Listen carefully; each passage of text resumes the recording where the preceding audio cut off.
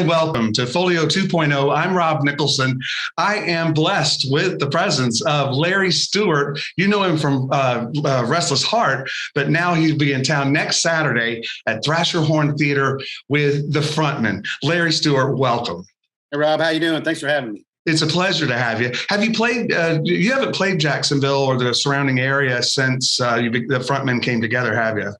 I don't think so. I don't think we have. No, sir. So this will be a first time. I think we played down there on it's not the wharf, but like 7 or 8 years ago at some club for a fundraiser or something. I can't remember what the club it was or nothing. I shouldn't even be bringing it up. But I do remember doing Jacksonville then, but that was a long, long time ago. Well, it's good to have. It'll be good to have you back in town.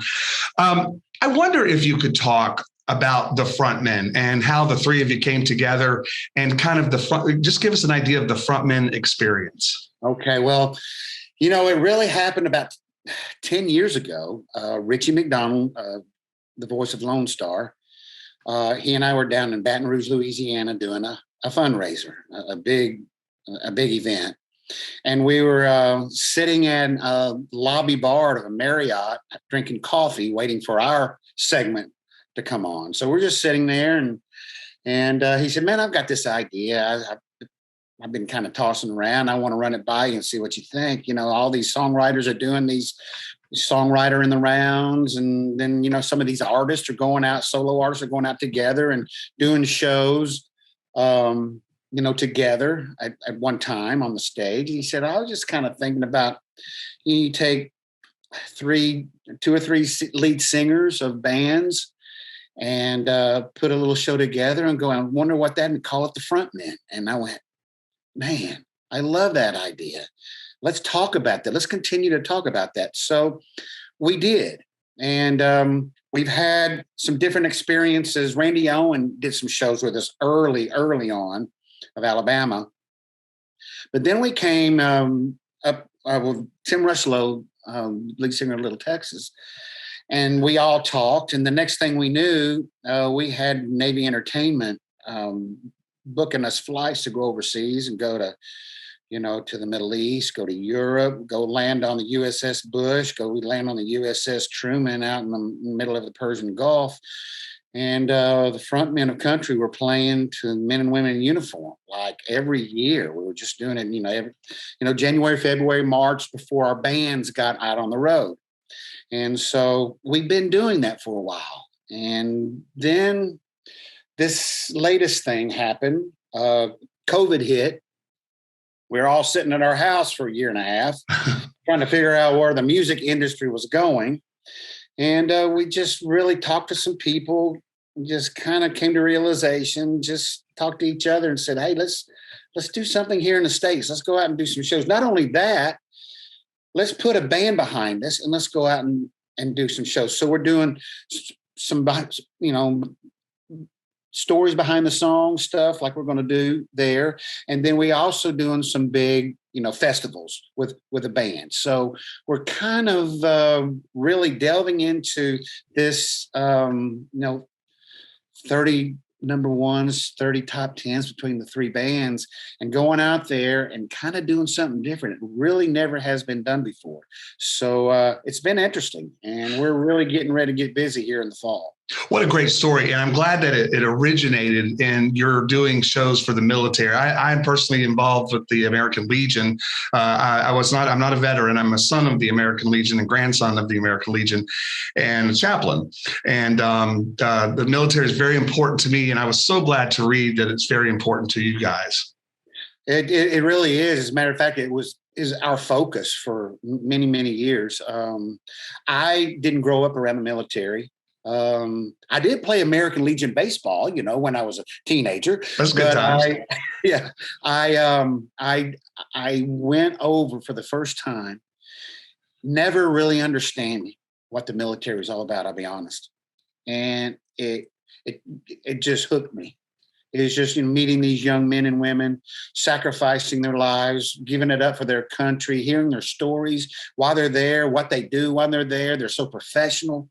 And it's just something that we just really took on for years to be honest with you, and going over there with some friends from, like I say, Navy Entertainment and Air Force Reserve. And we love those folks. They just mean a lot to us. Well, I know it means a lot to them. So, and then of course, Jacksonville and the surrounding area, this is a military town, major naval Air Force base, major naval station, Army base. So military means a lot to us here in Jacksonville and the surrounding area, Northeast Florida and Southeast Georgia. The show is coming up on next Saturday. That's going to be the 18th, and that's at 8 o'clock at the Thrasher Horn Cultural Arts Center, a beautiful theater. I happened to just have the opportunity to tour it last week, Larry. What an unbelievable facility that they have for y'all and for the people to view it. There's not a bad seat in that house. There's no production kills, no nothing. No matter where you are, you will have a great view, and not because there's a big screen behind you, but because you can actually see the stage. So I think you'll be very pleased with that setup. I wonder if you could talk just a little bit. You're from Kentucky, and actually the whole thing that got you into music, and you went to Nashville on a baseball scholarship, but your father had already planted the seed of music in you before that. Yeah, he did. Listen, I wasn't smart enough to know what I was supposed to do with my life when I was a young man. So, between my father and the good Lord, I was just kind of helped along the way. I was playing college baseball, junior college baseball. And, I had grown up playing music with my dad playing the piano since I was 6. And then I was playing junior college baseball in Western Kentucky. We came to Hendersonville, Tennessee to play volunteer state. And some friends of ours in the music industry called the head coach, Coach Witten at Belmont University. Say, hey, we got this young man. We've seen him play. He's coming to play up in Volunteer State. He's really good. Would you go see him? And lo and behold, by chance, he and the assistant coach came and saw me, and I hit 2 home runs that game. And I've never hit 2 home runs in a game in my life. So they offered me a scholarship to come to Belmont to play baseball.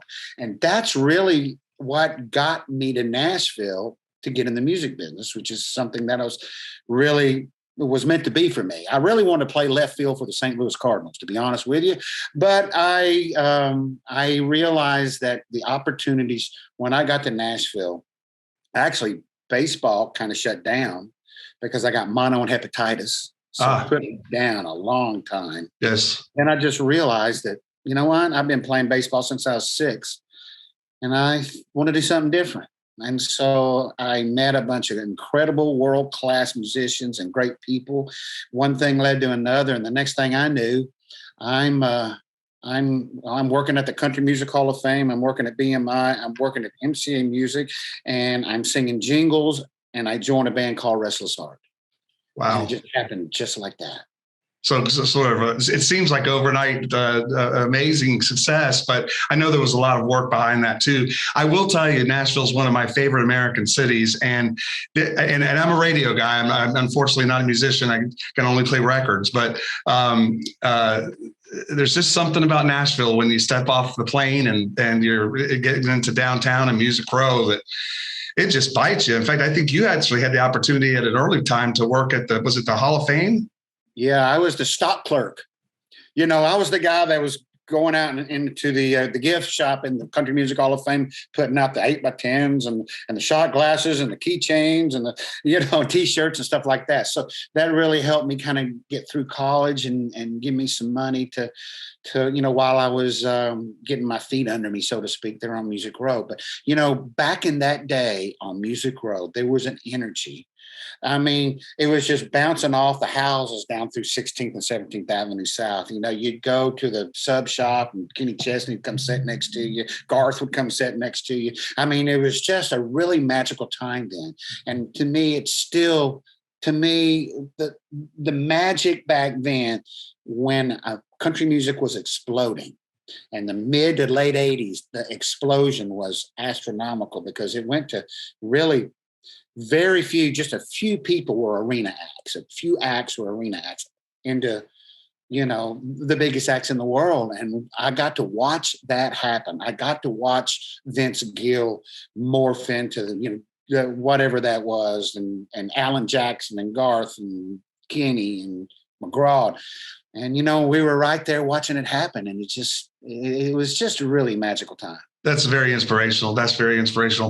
Larry, it's so good of you to stop by and see us. I know you're busy, but we just wanted to let everybody know at Folio that you guys will be in town again next Saturday. We've been advertising it in the paper, but we wanted everybody to see that you guys are definitely coming. It's a week from Saturday, or next Saturday. It's going to be on September 18th. Again, it is at Thrasher Horn Cultural Arts Center. That's in Orange Park.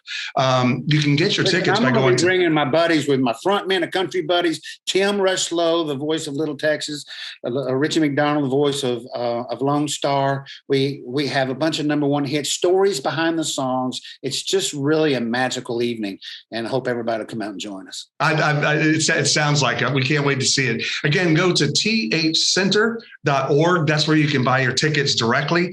And in the meantime, Larry Stewart, a pleasure to meet you, and I can't wait to see you next week. Thanks, Rob. Thanks for having me. Thank you, buddy. I'm Rob Nicholson, and thanks for joining us for Folio 2.0.